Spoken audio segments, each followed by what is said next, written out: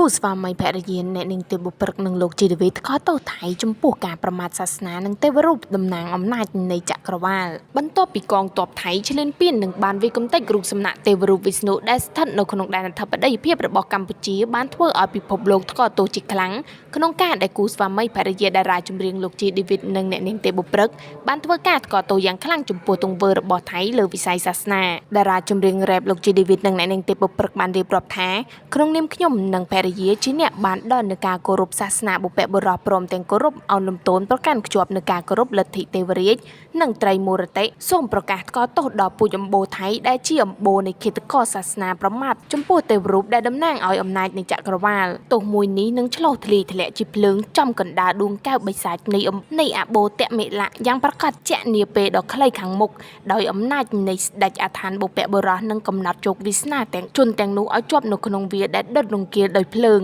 សូមឲ្យសម្លេងនៃការឧទ្ទិដ្ឋាននៃសារវៈទូទាំងទ្វីបដែលបានដឹងហើយសូមដល់ទ្រង់សូមឲ្យអនុភាពគំតិចពូជសាសន៍ដែលបានគំតិចនៅរូបសំណាកដែលបានប្រសិទ្ធដ្ឋានទុកជាការគោរពប្រតិបត្តិដ៏ខ្ពង់ខ្ពស់បំផុតមិនត្រឹមតែគូស្វាមីភរិយាលោកជីដេវីតនិងអ្នកនាងទេពបុព្រឹកប៉ុណ្ណោះទេដែលចេញមុខមកថ្កោលទោសចំពោះទង្វើអាក្រក់របស់ថៃ